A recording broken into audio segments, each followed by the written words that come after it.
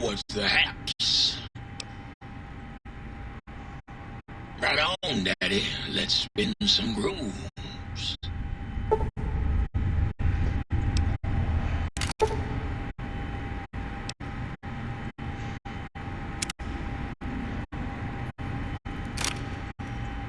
Was the haps. Right on, Daddy-o. Just plug it in and I'll mix you up a sweet, sweet sound.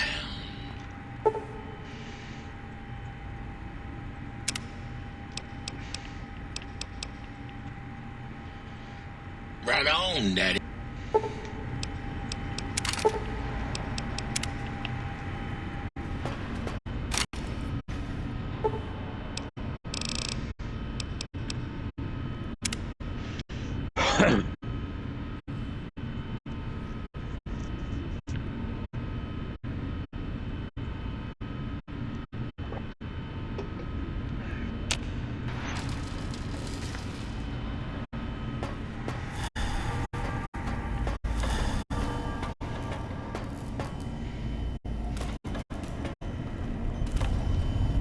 You require some additional services?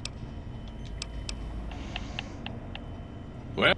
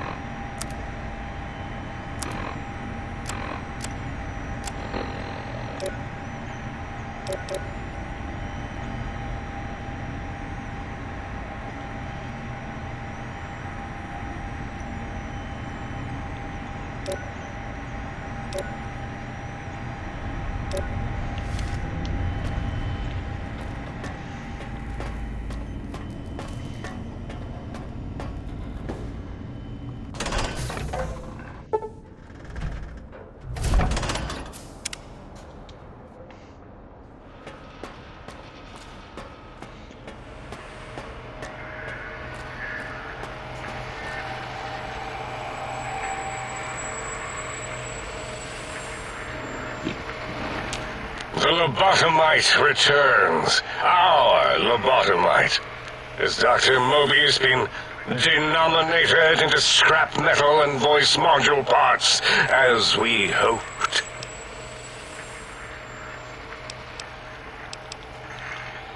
I found my brain.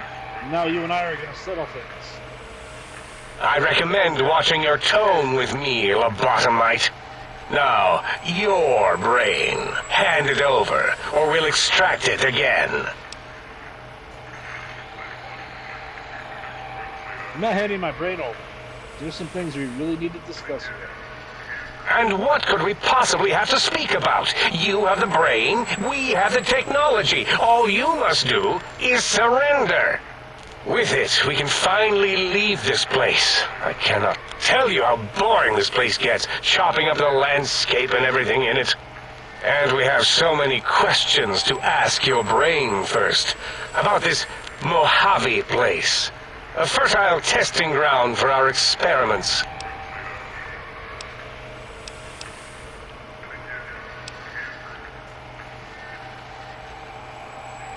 You may have noticed the pacification field is down.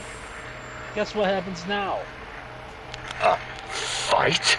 I've never been in a fight. What do I... Colleagues! Think tank! Alert! Alert! We are under attack! Sneaking done. Hiding now. Kill it! Kill it!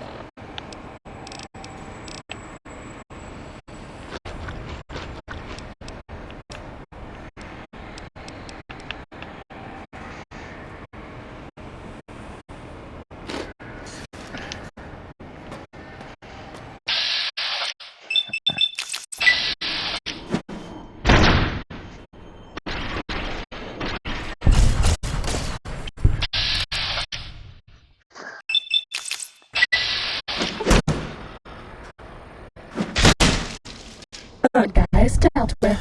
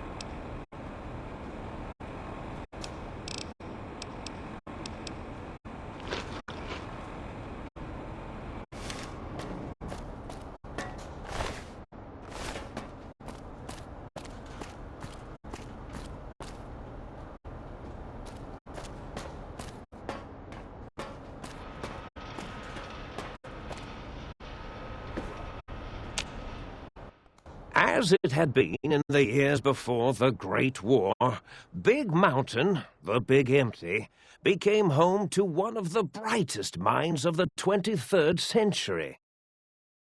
The courier watched over the Big Empty for years to come, caring for it and keeping its discoveries safe until they were needed to help others. Which had always been Big Mountain's purpose. Past the laboratories and science, it had always been intended as a place to build the future of all mankind. The courier had scoured much of the Big Empty, although secrets still remained in the crater's depths. Perhaps that was for the best, however. Curiosity, while sometimes rewarded for its efforts, often proves to be equally dangerous. The Forbidden Zone continued to be, true to its name, forbidden. No more robo-scorpions were sighted in its canyons. Big Mountain became even emptier, devoid of Dr. Mobius's proclamations forecasting the destruction of anything that dared possess sentience. Still, it is said he lived on in the equations inscribed on the floor and walls of the Forbidden Zone dome. A cobweb tracery of symbols that told of 1,000 brilliant thoughts, now lost to time. The sink atop the dome bustled with the voices of a small town, constantly chirping, arguing, and snarling at each other. Still, this all happened productively in the interests of its new owner. The Sync Central Intelligence Unit discovered, despite its inversion code, it was comforted by the sense of community the other personalities gave it. The Biological Research Station, obsessed with seeding everything in sight, requested a transfer to the X-22 Botanical Garden, so that it might, in its own words, sensually fertilize the garden's smooth contours. The garden sent back a polite refusal, saying it had prior commitments with a vault it had helped infect before the war. The light switches continued to bicker and flicker. This persisted until the day someone dropped a flashlight in the sink, and the two of them united in their hatred of the Showboat. One of them eventually transferred to the Lightwave Dynamics plant and began a long, unrequited affair with one of the holograms. The thing continued to ruthlessly scrub any particulate matter that came near it. Eventually, it gained access to the magnetohydraulics plant and nearly flooded all the Big Empty in an attempt to scrub the crater clean. Once it learned of the innovative toxins plant, however, it gained new purpose. It sought to develop antitoxins to flush into its drains and counteract the poisons bleeding into the soil. Blind old Jefferson, with sounds the courier brought him, created a symphonic counter-frequency that saved Big Mountain from sonic invasion in 2910. If you didn't hear about it, good. It was rumored by the other personalities that he had a brief fling with the light switches. Although he forgot their names once too often and was soon left in the dark as punishment. Autodoc, always gentle and methodical, kept sewing up the courier in all the right places when the skin split open from repeated wear and tear. The Autodoc was just glad to have purpose again. It heard its simpler brothers and sisters who got shipped to the Sierra Madre were bored out of their skulls in that toxic, dead city. In time, the Autodoc found a way to deactivate the Y-17 trauma harnesses, releasing the corpses they had held prisoner for almost 200 years. As the courier ran through the X-8 facility multiple times, the computers analyzed the test subject's movements. Rather than performing a superficial observation, they realized the subject barely knew what communism was, or even what a high school was. This confused them for a time, until the facility finally realized that its research had succeeded. So it let its cyber dogs out into the wastes to help protect small communities from physical aggression rather than communist propaganda. The infiltration program in X-13 felt spent, having repeatedly upgraded the stealth suit until it could upgrade it no more. It felt warm, fulfilled, and a bit sluggish. It realized not long after the stealth suit had left it, without so much as a note on the nightstand. So the infiltration program sent out robo-brains into the wastes, looking for its wayward technology. It eventually found Repcon HQ and set up a new research center, testing and murdering fiends who kept breaking into the facility. The courier, organs intact, continued onwards, a little less heavy of step, but with all the organs in the right places, as they should be. After all, brains can develop a life of their own when left to their own thoughts, and the courier's brain was more clever than most. The think tank basement, filled with lobotomized robotical frames of the doctors, now served as a graveyard. The monitors had recorded the battle in its entirety, including the think tank's final, shrill, terrified screams, whimpers, and pleas for mercy. They broadcast these humiliating last moments as a warning to anyone approaching the perimeter that other smarty pants were not welcome. The courier was the inheritor of the Big Empty, and there was room for only one will in the halls of the think tank dome. There is an expression in the wasteland, old world blues.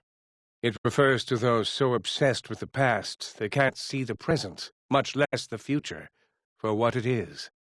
They stare into the what was, eyes like pilot lights, guttering and spent, as the realities of their world continue on around them. Science is a long, steady progression into the future. What may seem a sudden event often isn't felt for years, even centuries to come.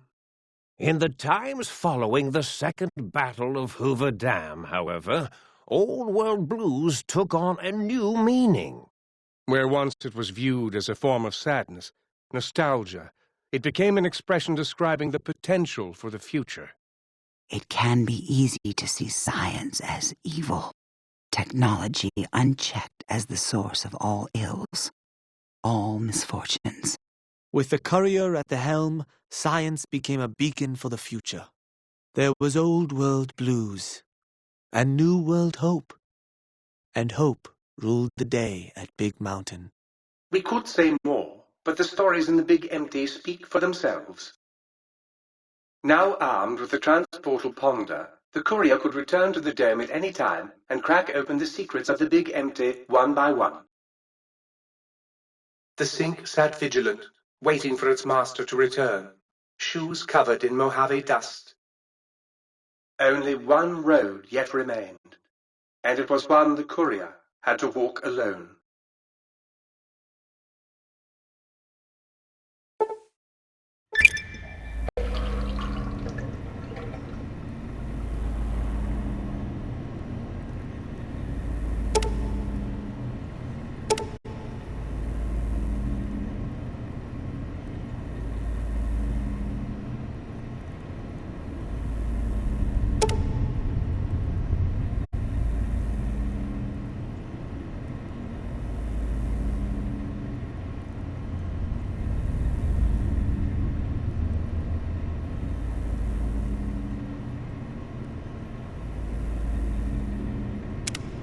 Huzzah, sir! Huzzah! Looking exceptionally sharp today, if sir will permit the compliment.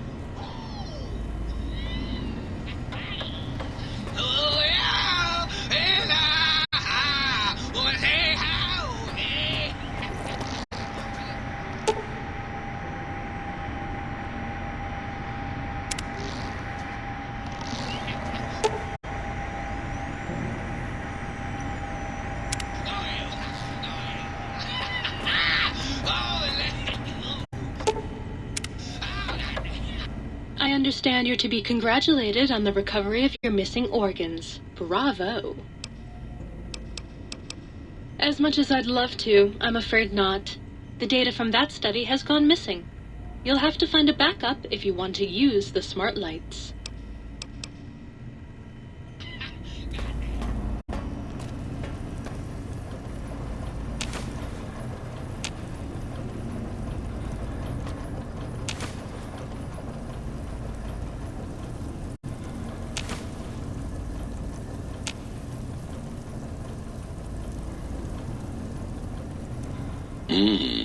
You took care of them brains pretty good, baby.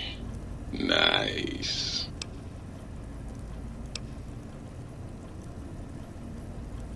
Ah, yeah, baby. Just slip it in there. All the way down in that dark, moist earth. Launching interface.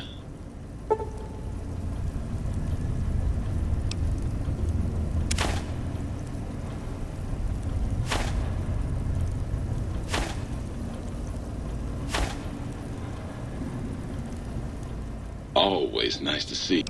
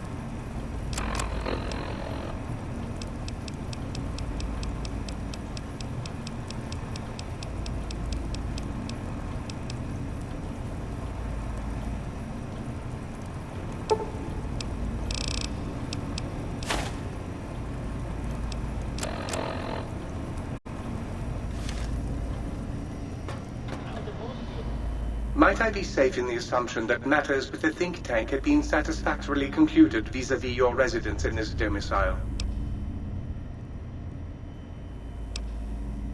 Very good, sir.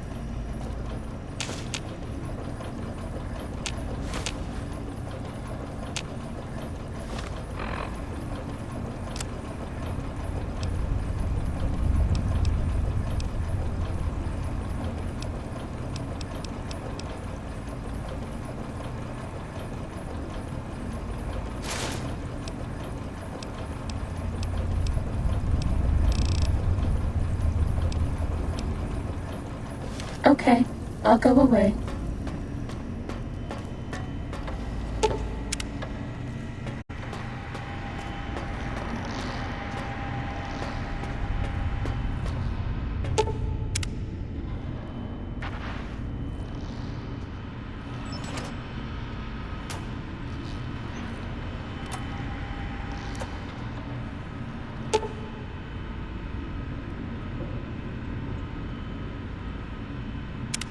You outbrained the big brains? That is so hot. You bet I can.